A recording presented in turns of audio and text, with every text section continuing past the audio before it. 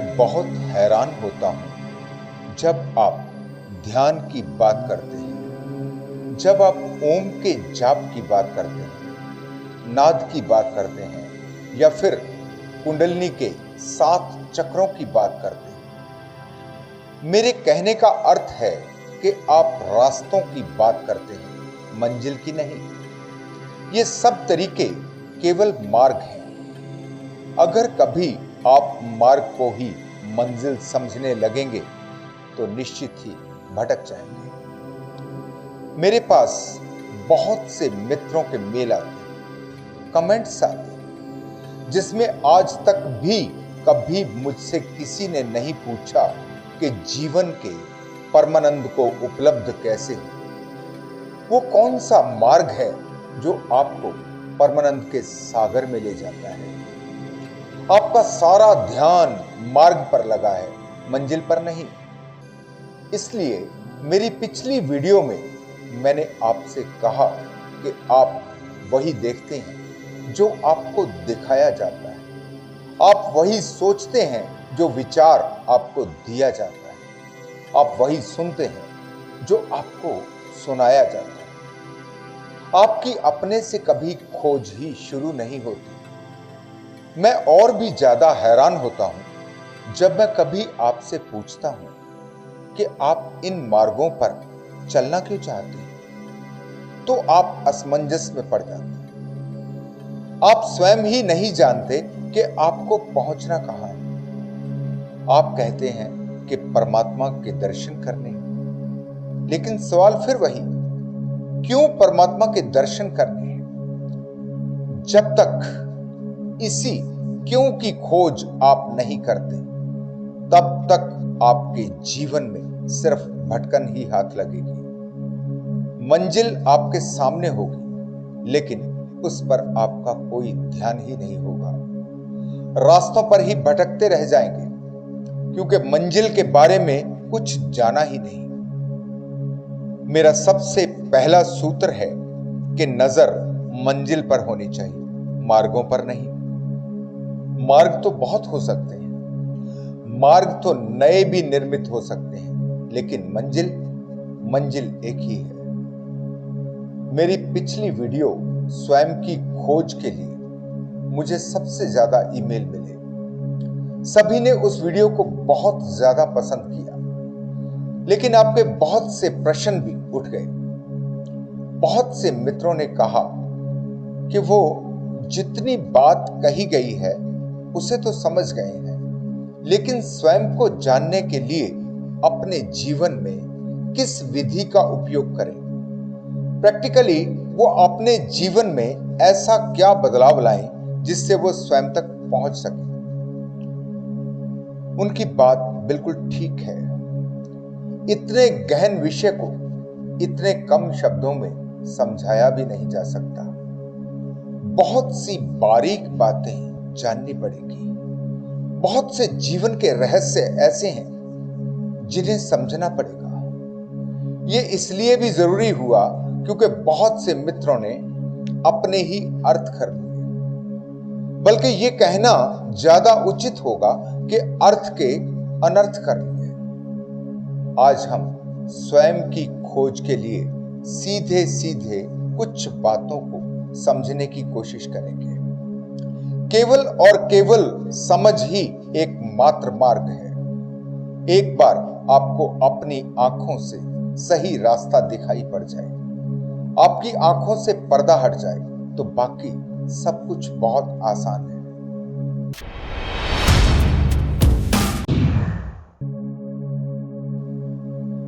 स्वयं की खोज से पहले आप प्रकृति पर गहरी दृष्टि डालें।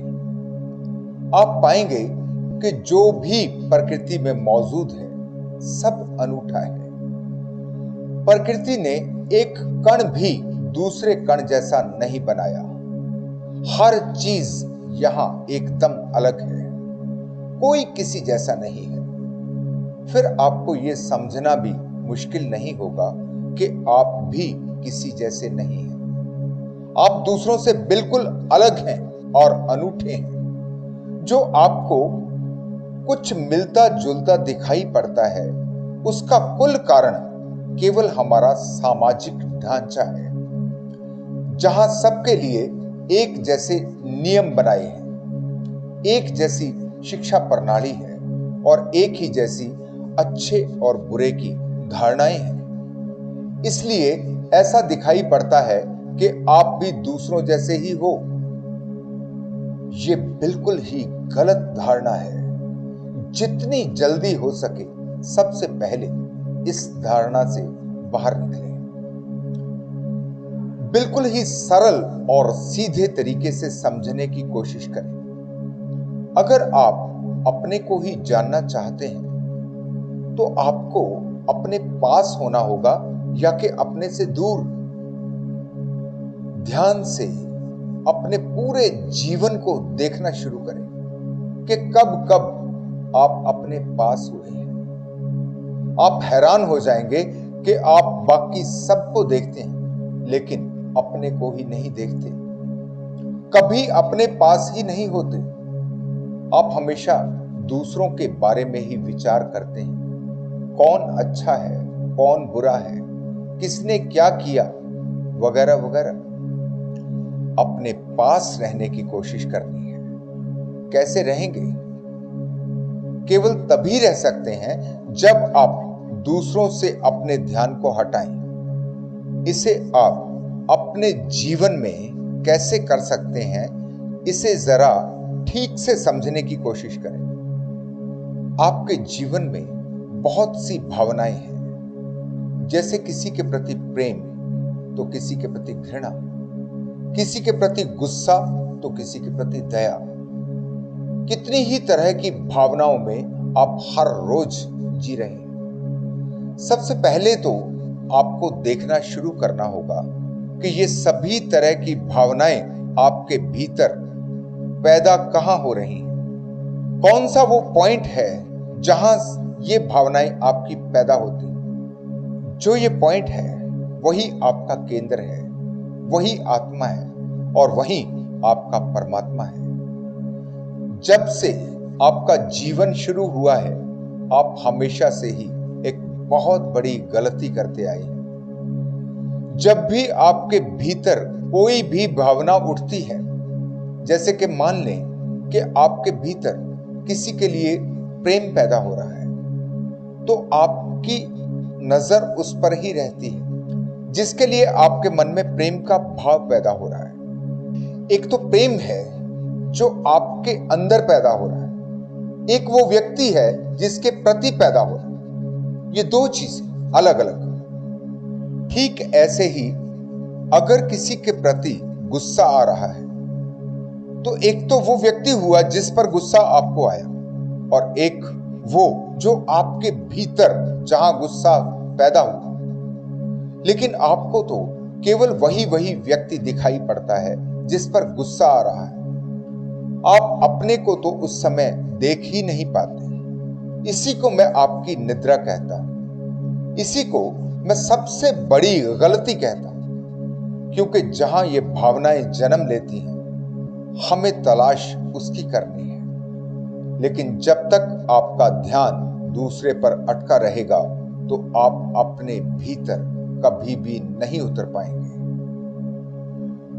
शुरू में ये आपके लिए बहुत कठिन होने वाला है, क्योंकि हमेशा से ही आपकी आदत दूसरे को देखने की रही है। इस आदत को तोड़ना होगा। किसी पर प्रेम आ रहा है तो सीधा अपने ही भीतर देखना है कि प्रेम कहां पैदा हो रहा है। क्रोध आ रहा है तो भी अपने ही भीतर देखना है, दूसरे को छोड़ ही देना है, उससे कोई अर्थ नहीं। क्रोध आपके ही भीतर है, देखो कहां है। जो भी आपकी भावनाएं हैं उनसे स्वयं की पहचान करना बहुत आसान है। आपका ध्यान बार बार पुरानी आदत के कारण भटकेगा, लेकिन अपने होश को जगाए रखना है। जैसे ही आपको याद आए कि ध्यान भटक गया, वापस अपने केंद्र पर लौट आए। खोजें, तलाश करें, पूरा का पूरा ध्यान उस पर केंद्रित करें कि आपके भीतर कहां क्या हो रहा है। कुछ भी हो जाए, सब चीजें छोटी हैं। स्वयं का अनुभव बहुत बड़ी बात है।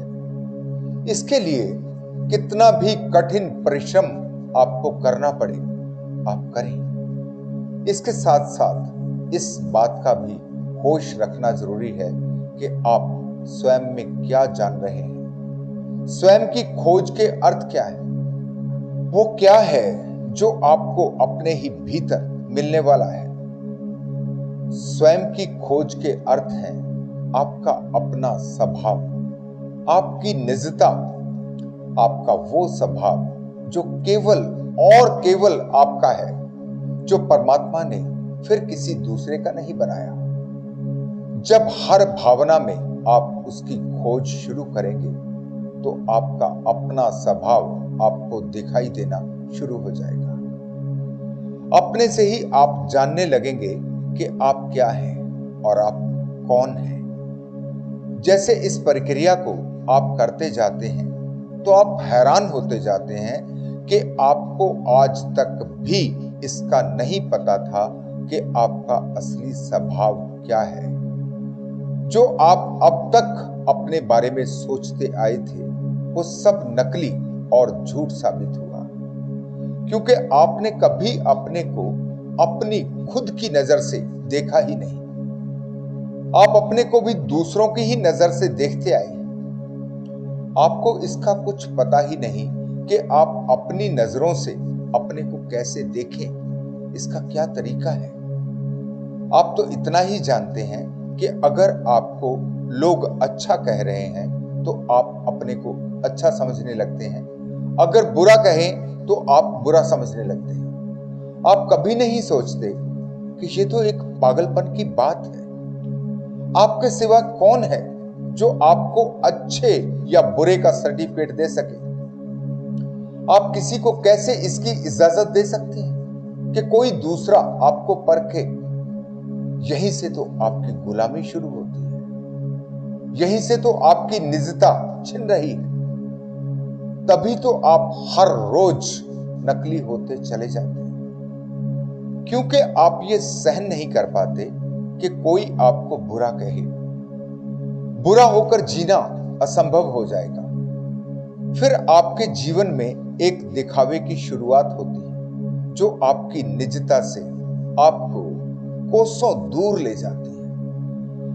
आप जो भी करते हैं वो केवल दूसरों को दिखाने के लिए, केवल इसलिए कि लोग आपको अच्छा कहें। यहीं से आपकी गुलामी का जीवन शुरू होता है।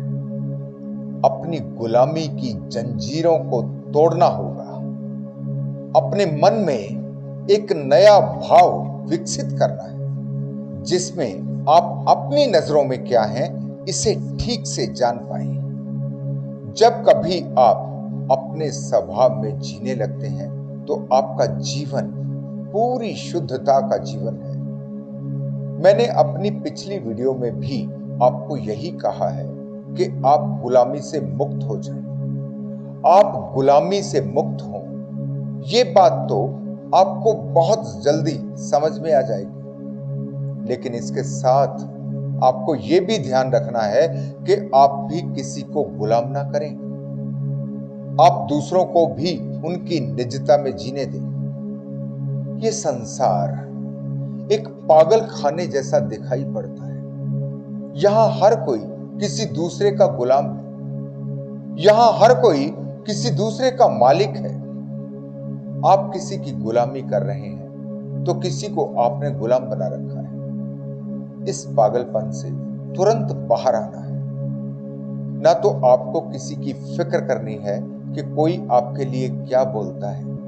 जो बोलता है वो उसका अपना कर्म है, उसका आप पर प्रभाव क्यों? आपको सुनना ही बंद कर देना है। फिर चाहे वो आपकी बुराई करता हो या अच्छाई, अच्छाई भी नहीं सुननी। बहुत मुश्किल आएगी, शुरू में कठिनाई है। बहुत होशपूर्ण होना पड़ेगा, क्योंकि ये आपकी पुरानी आदत है। आपके बारे में क्या कहा जा रहा है इसे तो आपको सुनाई ना भी पड़ता हो चाहे आपको छुप छुप कर ही सुनना पड़े, आप हर संभव कोशिश करते हैं।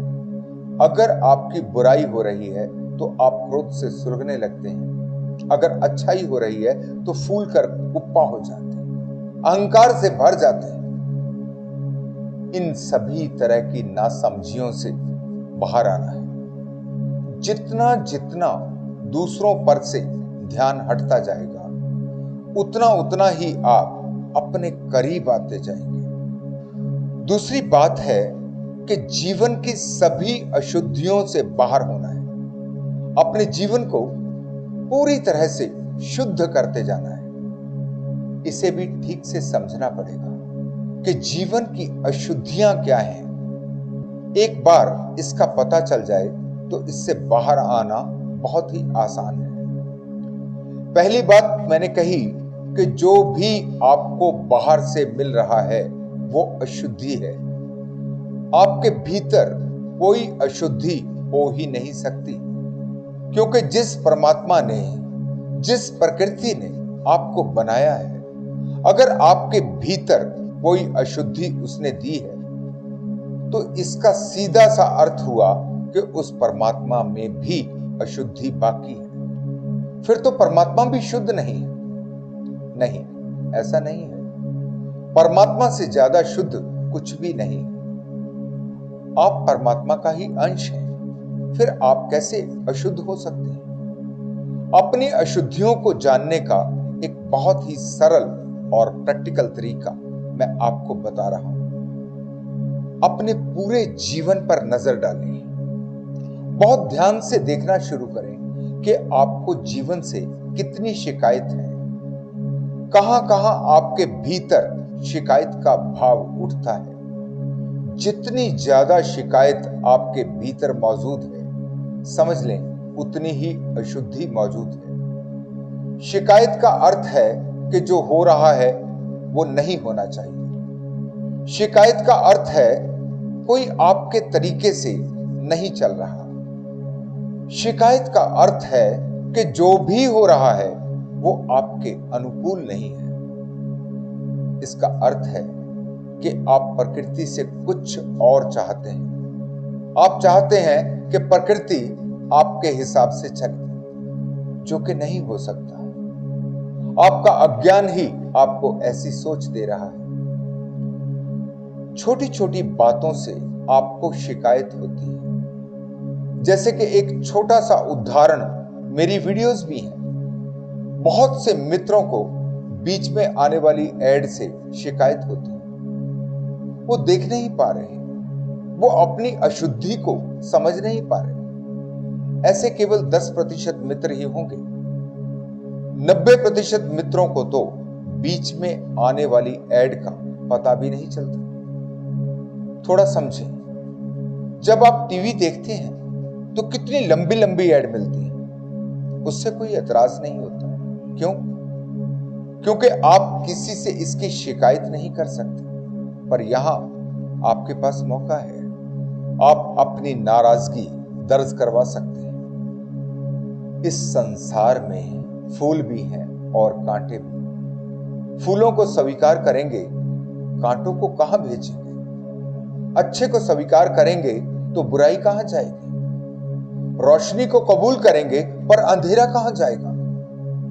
पहाड़ तो ठीक है पर खाई, ऐसा नहीं चल सकता। सब कुछ एक साथ है, एक साथ ही स्वीकार करना होगा। आप नाहक ही अपने को कष्ट पहुंचा रहे हैं। आपका पूरा जीवन अगर शिकायत से भरा है तो इसे समझने की कोशिश करें। आपकी शिकायत के यहां कोई अर्थ नहीं है। प्रकृति नहीं बदलती, आपको ही प्रकृति के अनुसार बदलना है। जितनी जल्दी आप इस सूत्र को समझ पाएंगे, उतनी ही जल्दी आप दुख से बाहर हो सकते हैं। यह दुख नहीं है, यह संसार दुख नहीं है, आपका विरोध दुख है। आपकी किसी भी शिकायत का ना रह जाना, इसका अर्थ हुआ समग्र स्वीकार, आपके अंदर पूर्ण स्वीकार की अवस्था। लेकिन समग्र स्वीकार के साथ साथ आपको बहुत होशपूर्ण भी रहना है। समग्र स्वीकार के अर्थ क्या है? कहीं उसके भी अनर्थ ना हो जाए। अगर कोई गरीबी में जी रहा है तो इसका अर्थ यह नहीं है कि मैंने तो समग्र स्वीकार किया, अब गरीबी ही ठीक। नहीं, गरीबी से बाहर आने की कोशिश तो करें। जहां तक आप प्रयास कर सके उतना तो करें। अगर नहीं आ पा रहे तो फिर ठीक, स्वीकार ठीक। जैसे कोई आदमी अगर धूप में खड़ा, वो धूप में खड़ा है कि धूप को स्वीकार करता है। सामने पेड़ है, पेड़ की छाया में जा सकता है, धूप की गर्मी से बच सकता है। ये स्वीकार नहीं, ये पागलपन है। अगर वो व्यक्ति मरुस्थल में खड़ा है जहां ना कोई पेड़ है ना कोई छाया है और धूप भी बहुत ज्यादा है, वहां पे स्वीकार है, क्योंकि आपके पास कोई रास्ता नहीं, आप कुछ कर नहीं सकते। जब तक आप अपने अच्छे के लिए जो भी कर सकते हैं उसे तो करना है। तो समग्र स्वीकार के कभी कभी अर्थ गलत तरीके से ले लिए जाते हैं। दूसरी बात, कभी कभी ऐसा भी लगता है कि समग्र स्वीकार जैसे कुछ जबरदस्ती करना पड़ेगा कि अब ये हो तो नहीं रहा पर स्वीकार करना पड़ेगा। नहीं, वो स्वीकार नहीं है। स्वीकार वही है जब आपकी कोई शिकायत नहीं, जब वो आपके भीतर से उतरता है, जब वो आपके अंदर से आता है, जब आपको साफ दिखाई पड़ता है कि अब आप किसी के प्रति किसी भी छोटी से छोटी शिकायत से भी नहीं भरे। आप कोई भी ध्यान करते हैं तो गौर से देखें, कहीं आपका मन किसी विरोध में तो नहीं खड़ा। जब तक आप पूरी तरह से सहज नहीं होते तब तक ध्यान के घटने की कोई संभावना नहीं है। एक और भी बहुत बड़ा कारण जो मैं देखता हूं, आप छोटी छोटी बातों से, जीवन के छोटे छोटे कामों से ध्यान शुरू नहीं करते। सीधा ही आप चाहते हैं कि बस एक ही बार में आपको ध्यान घट जाए, एकदम छलांग लगाकर आप छत पर पहुंच जाए। ऐसा नहीं हो सकता। एक व्यक्ति जो कभी स्कूल भी नहीं गया, जिसने कभी क ख ग भी नहीं सीखा, उसके पास एक पवित्र ग्रंथ है जिसे वो हर रोज पढ़ने की कोशिश करे। अब पढ़ना तो उसे आता नहीं, क्या पढ़ पाएगा, लेकिन पूरी ताकत से, पूरी लगन से वो कोशिश करता है और समझता है कि जब इतनी कोशिश कर रहा हूं तो एक दिन जरूर पढ़ लूंगा। दूसरे लोग उससे समझाते हैं कि पहले दूसरी किताबों से थोड़ा पढ़ना सीख लो, फिर तुम ये ग्रंथ भी पढ़ लोगे। लेकिन उसकी जिद है कि वो और तो किसी किताब को हाथ भी नहीं लगाएगा। कह ख गए सीखने क्या जाना, दूसरी किताबों में क्या सार, मुझे तो सीधा ही ग्रंथ पढ़ना है। न पता है कि ग्रंथ में क्या है, न पता है कि कैसे इसे पढ़ना है, न जानता है कि कैसे ग्रंथ को समझना है। उसका जीवन समाप्त हो जाएगा लेकिन कुछ भी नहीं हो पाएगा। आपकी हालत ठीक ऐसी ही हो जाती है। जिन वीडियोस में मैं आपको छोटे छोटे कामों के बारे में, अपने छोटे छोटे कामों को ध्यान बनाने के बारे में समझाने की कोशिश करता हूं, उनमें तो आपकी कोई रुचि ही नहीं होती। वो तो आपको कहीं से भी ध्यान जैसे लगते ही नहीं। जैसे मैंने आपसे कहा कि आप सुई में धागा डालें और पूरा ध्यान उस पर लगा दें, केवल सुई का छेद रह जाएगी और आपको कुछ भी दिखाई ना दे। जैसे महाभारत के अर्जुन को केवल मछली की आंख दिखाई थी।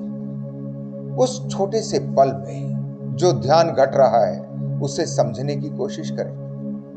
कभी आप पैदल चल रहे हो तो सारा ध्यान अपने कदमों पर केंद्रित कर दें। कैसे आपके पैर उठ रहे हैं, कैसे आप चल रहे हैं, जो भी कर रहे हैं उसी पर केंद्रित हो जाए, या फिर अपने कदमों की गिनती ही शुरू कर दें। सब रुक जाए, बस आपके कदमों की गिनती 1, 2, 3, 4, बिल्कुल ही एक ही लय में आप उसके साथ एक हो जाएं, उसमें ही खो जाएं।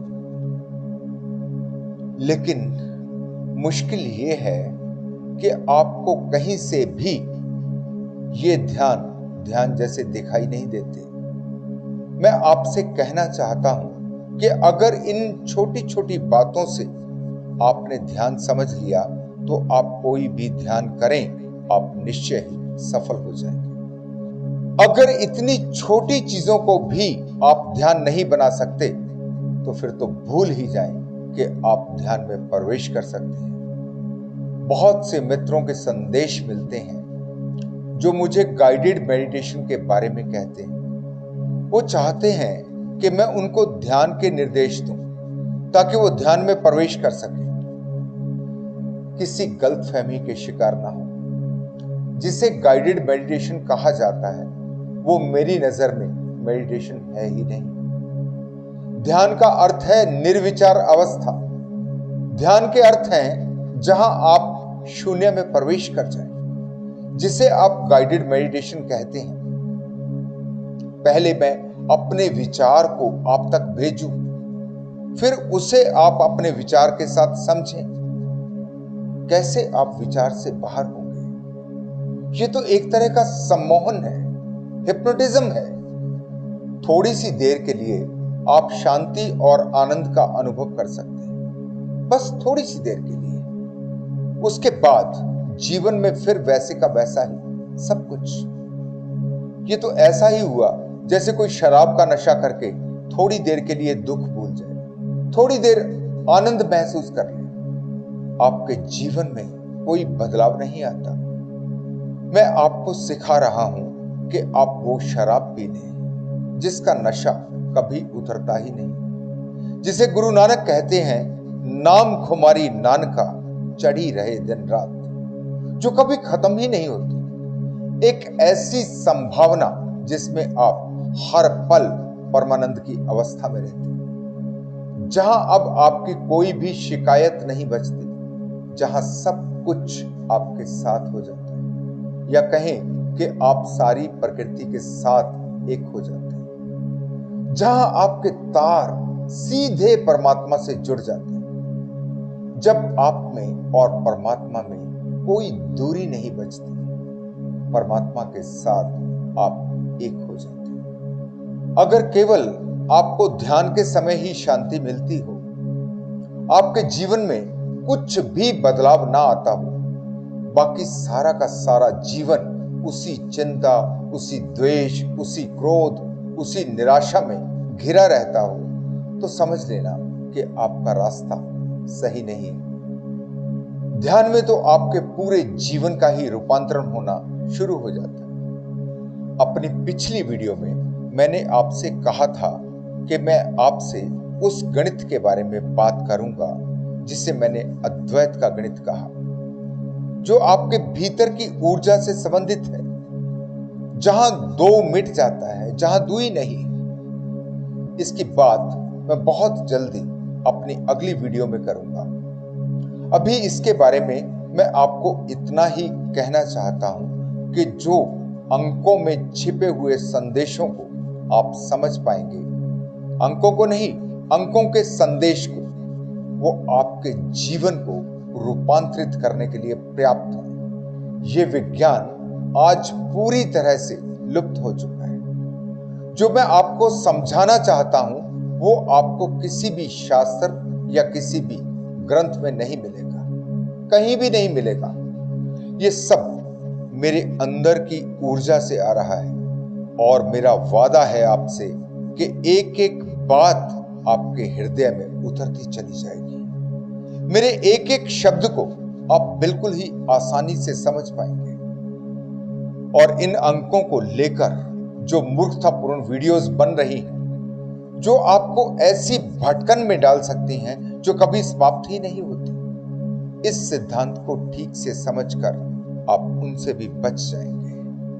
जन्मों जन्मों की यात्रा है, एक दिन तो सभी को परमात्मा ही होना है। जितना जल्दी आप समझ पाएंगे, उतना ही अपनी मंजिल के नजदीक हो जाएंगे। जैसे ही आपको सही मार्ग मिलता है, आपके जीवन में फूल खिलने लगते हैं। फिर आप भूल कर भी उस रास्ते पर कदम नहीं रखते जहां केवल कांटे ही कांटे बिछे। आपके जीवन की उदासी और निराशा की समझ आप में गहरी हो। आप देख पाए कि आपकी सारी उदासी, आपका सारा दुख, आपकी सारी निराशा केवल आपके ही मन की देन है। आप अपने मन को बदलकर, आप पूरी प्रकृति के साथ एक होकर अपने सभी दुखों से मुक्त हो जाएं। आप अपने केंद्र को खोजकर उसी परमानंद की शराब को पिए जिसकी खुमारी कभी समाप्त ही नहीं होती।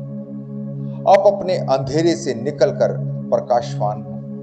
सारी अशुद्धता को फेंक कर आप शुद्धता में प्रवेश करें और अपने भीतर के परमात्मा से एकाकार हो। इसी मंगल कामना के साथ मैं आज आपसे विदा लेता हूं। धन्यवाद।